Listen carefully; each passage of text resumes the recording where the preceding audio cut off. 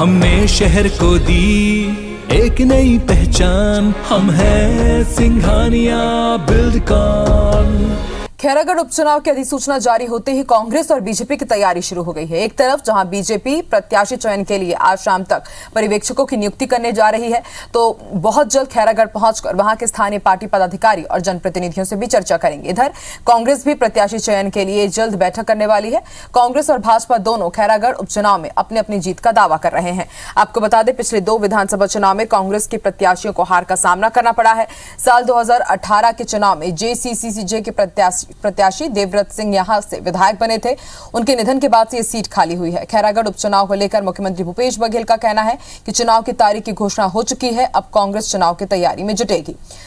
वहीं नेता प्रतिपक्ष धर्मलाल कौशिक का कहना है कि बीजेपी पूरी गंभीरता से चुनाव लड़ेगी।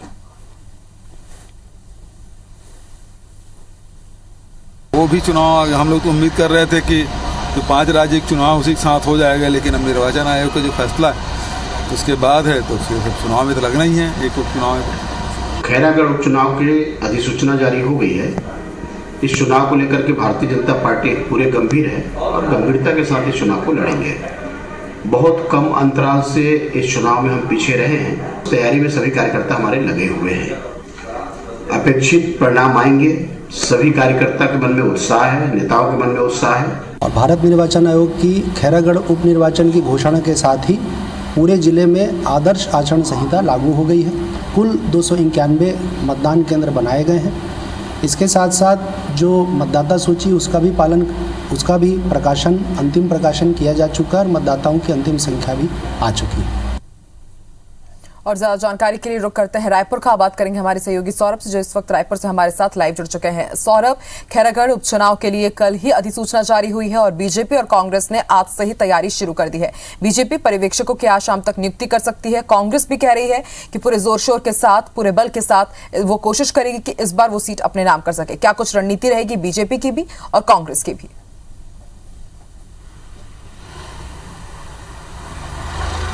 बिल्कुल, देखिए 12 अप्रैल को वोटिंग है और 16 को रिजल्ट आ जाएंगे और निश्चित तौर पर भाजपा और कांग्रेस दोनों की तैयारी तेज है। और इससे पहले के 2 उपचुनाव और जो है 2018 के बाद हो चुके हैं और दोनों उपचुनाव में कांग्रेस को जीत मिली है। ये तीसरा उपचुनाव होगा खैरागढ़ का और निश्चित रूप से कांग्रेस एक बार फिर से प्रयास कर रही है कि जो 70 सीट है, 70 उनके विधायक हैं, वो 71 हो जाएं। तो वही भाजपा भी अपनी तैयारी जोरों से कर रही है और भाजपा आज देर शाम तक अपने पर्यवेक्षकों की नियुक्ति कर देगी और जो कल या परसों जो है वहाँ स्थानीय नेताओं के साथ जाकर जो है प्रत्याशी चयन को लेकर चर्चा करेंगे। फिर फाइनल जो है यहाँ जब प्रदेश कार्यालय में बैठक होगी उसमें निर्णय लिया जाएगा। लेकिन सबसे बड़ा मुद्दा जो वहाँ पर है, जिस तरीके से देवव्रत सिंह का निधन हुआ, जो जनता कांग्रेस छत्तीसगढ़ के विधायक थे और उस दौरान जो है उन्होंने सिटिंग जो विधायक हैं कांग्रेस के थे गिरवर जंगेल, उसको हराया था। जबकि उससे पहले जो है 2 बार कोमल जंगेल वहाँ के विधायक रह चुके हैं भाजपा के। तो ऐसे में कहीं ना कहीं कांग्रेस और भाजपा के बीच सीधी टक्कर वहाँ पर नजर आती है। कुछ नाम भी सामने आ चुके हैं। स्वाभाविक रूप से जब विधायक रहे हैं तो गिरवर जंगेल का नाम प्रमुखता से वहाँ पर लिया जा रहा है। इसी तरीके से एक अमन सिंह ठाकुर है, उनका भी नाम लिया जा रहा है। वही भाजपा में जी जो 3-4 नाम आ रहे हैं उसमें विक्रांत सिंह का नाम प्रमुखता से है। इसी तरीके से 2-3 और नाम सामने आ रहे हैं। लेकिन अब देखना होगा कि किस तरीके से कांग्रेस और भाजपा जो है, जो उनके बड़े नेता है, वो किस तरीके से इन नामों पर मुहर लगाएगी। लेकिन वहाँ की जनताओं का स्पष्ट रूप से कहना है कि बहुत सारे ऐसे मुद्दे हैं जिसको लेकर वहाँ जो है चुनाव देखने को मिलेगा और वो अपना मत देंगे। कांग्रेस का भी कहना है कि हमने वहाँ पर 2018 के बाद जो है करोड़ों रुपए के विकास कार्य कराए हैं और निश्चित तौर पर हमने भी देखा कि पिछले दिनों जब मुख्यमंत्री भूपेश बघेल कंडई गए थे तब वहाँ जो है उन्होंने करोड़ों रुपए की सौगात दी थी। और वही भाजपा का कहना है कि जब से कांग्रेस की सरकार आई है तब से वहाँ पर विकास के काम जो है पूरी तरीके से अवरुद्ध हैं। और चूंकि जो है जनता कांग्रेस छत्तीसगढ़ के भी वहाँ पर विधायक थे।